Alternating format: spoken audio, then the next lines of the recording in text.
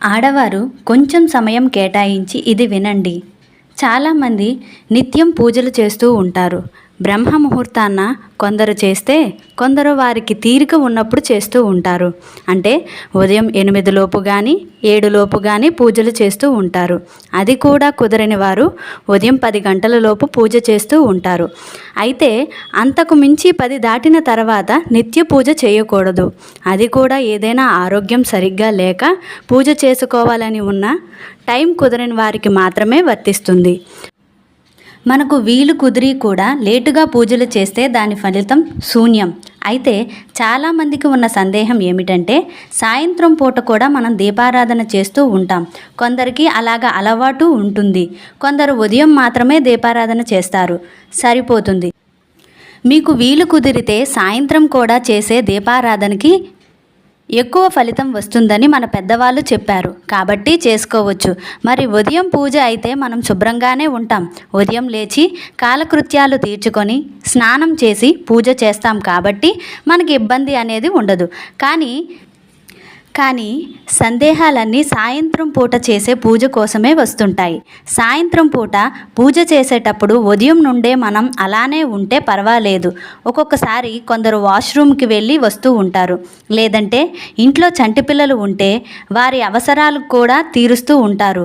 లేదా ఉద్యోగాలు చేసుకునే స్త్రీలు అయితే ఉద్యోగ సంస్థలో రకరకాల మనుషులు మధ్య తిరుగుతూ ఉంటారు. కాబట్టి వారిలో ఎవరికైనా మైలు ఉందేమో అనే అనుమానంతో కూడా ఉంటూ ఉంటారు.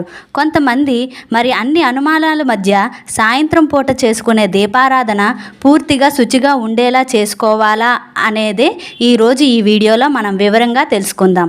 ప్రతి ఇంట్లో నిత్యం ఉదయం సాయంత్రం దీపారాధన చేస్తే కనుక తప్పకుండా మార్పును గమనిస్తారు. సమయం కేటాయించి దేవుడి కోసం ఒక పావు గంట పెట్టుకొని నిత్యం ఉదయం సాయంత్రం దీపారాధన చేయండి. సాయంత్రం పూట దీపారాధన చేయడానికి సూర్యాస్తమయం సమయం అనువైన సమయం. పైన చెప్పిన సందేహాలన్నిటికీ కూడా ఒకటే సమాధానం. మీరు ఇవన్నీ చేసినా కూడా సాయంత్రం చక్కగా ముఖం కాళ్ళు చేతులు కడుక్కొని కొంచెం గోపంచకం లేదా పసుపు నీళ్లు తలపై చల్లుకొని మీరు దీపారాధన చేసుకోవచ్చు. ఎటువంటి సందేహం లేదు. కానీ ఇది నిత్య దీపారాధనకి వర్తిస్తుంది. అది కూడా మీ పూజ గది సాధారణమైన దేవుళ్ళతో ఉంటే కనుక. అంటే కొంతమంది ఉగ్ర దేవతలను కూడా పూజిస్తూ ఉంటారు. అలాగే పెద్ద పెద్ద విగ్రహాలను కూడా పెడుతూ ఉంటారు. ఖచ్చితంగా అలాంటప్పుడు స్నానం చేసి శుచి అయిన తర్వాతనే దీపారాధన చేసుకోవాలి. మామూలుగా గృహస్థులు చేసుకునే దీపారాధనకి ఇటువంటి నియమాలు ఏమీ పాటించాల్సిన అవసరం లేదు. వీలైతే స్నానం చేయడం అనేది చాలా మంచిది. 2 పూటల స్నానం చేసి పూజ చేయడం వల్ల మనసుకు ప్రశాంతత లభించి సంతోషంగా ఉంటుంది. అయితే బాగా చిన్నపిల్లలు ఉన్నవారు, ఆఫీస్ నుండి వచ్చే వారికి ఇవి కుదరవు. కాబట్టి ముఖం కాళ్ళు చేతులు శుభ్రంగా కడుక్కొని పూజ చేసుకోవచ్చు. అలాగే చాలామంది స్త్రీలకు ఆటంకం వచ్చినప్పుడు మగవాళ్ళు ఇంట్లో దీపారాధన చెయ్యవచ్చా అనే సందేహం కూడా వస్తూ ఉంటుంది. అయితే ఇది వారి వారి జీవన విధానాన్ని బట్టి ఉంటుంది. అంటే ఎవరైతే ఆటంకం వచ్చిన స్త్రీ ఆ ఇంట్లో తిరుగుతుంటే కనుక మీరు ఖచ్చితంగా ఆ 3 రోజులు ఇంట్లో పూజలకు సంబంధించిన ఏ కార్యక్రమం చేసుకోకూడదు. కానీ మగవారు గుడికి వెళ్ళడం కానీ చేయకూడదు. ఒకవేళ మీకు పూజ గది విడిగా ఉండి ఆటంకం వచ్చిన స్త్రీలు కూడా నియమాలు పాటిస్తూ ఎవరినీ ముట్టుకోకుండా ఉంటే కనుక చేసుకోవచ్చు. ఈ రోజుల్లో ఇలా ఎవరికి సాధ్యం కాదు. కాబట్టి ఆ 3 రోజుల్లో పూజ చేసుకోకపోవడం అంటే నిలిపివేయడమే చాలా మంచిది. అలాగే ఆటంకమైన ఎన్ని రోజుల నుంచి పూజ చేసుకోవాలి అనే సందేహం ఉంటుంది. ఆటంకమైన 5వ రోజు నుంచి మీరు పూజ చేసుకోవచ్చు. అది కూడా మీకు వీలు కుదిరితేనే చేసుకోవాలి. మీరు ఇబ్బంది పడుతుంటే చేసుకోకూడదు. అలాగే చాలామంది 3వ స్నానం చేసి ఇంట్లోకి వస్తూ ఉంటారు. 3వ స్నానం ఖచ్చితంగా దేవత కార్యక్రమానికి కానీ మిగిలిన కార్యక్రమాలకు కానీ పనికిరాదు. పూర్తిగా శుద్ధి అయినట్టు కాదు. 3 సార్లు 3వ స్నానం చేయడం వలన ఒక్కసారి ఇబ్బంది మీరు ఇంట్లో కలుపుకున్నట్టే లెక్క.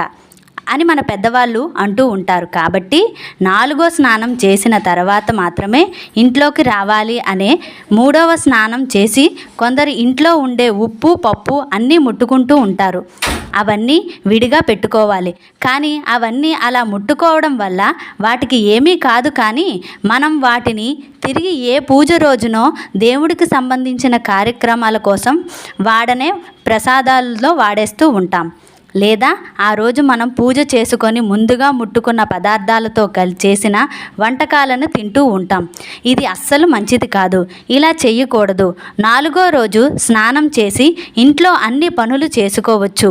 అలాగే అన్నీ కూడా ముట్టుకోవచ్చు. దేవుడికి సంబంధించిన పనులు మాత్రం చేసుకోకూడదు. 5వ రోజు మారు స్నానం చేసిన తర్వాత మాత్రమే మీరు దేవుడికి సంబంధించిన కార్యక్రమాలు చేసుకోవచ్చు. అది కూడా 5వ స్నానం మధ్యాహ్నం 12 గంటల లోపు చేసేయాలి అని మన పెద్దవాళ్ళు అంటూ ఉంటారు.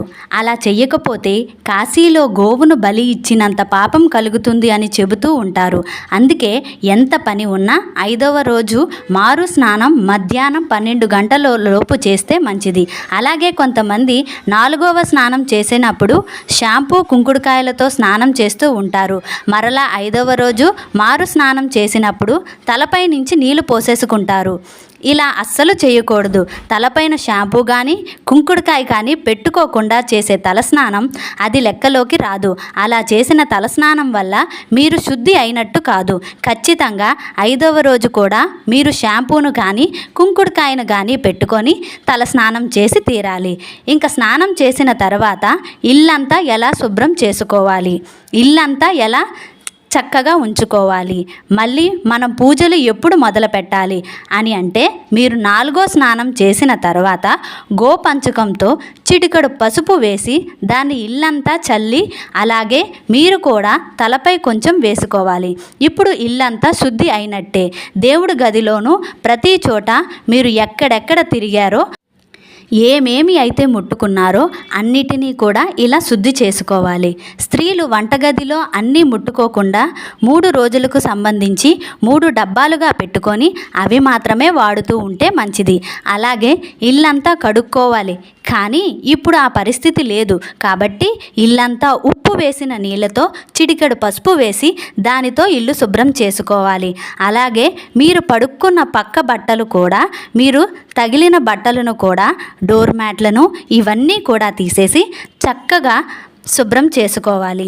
ఇవి ఇప్పటి తరం వాళ్ళకి చాదస్తంగానే కనిపిస్తుంది. కానీ వీటిని ఆచరించకపోతే వచ్చే నష్టాలను వలన మనం తట్టుకోలేం. కాబట్టి మనం మన పిల్లలకి వీటిని అర్థమయ్యేలా చెప్పాలి.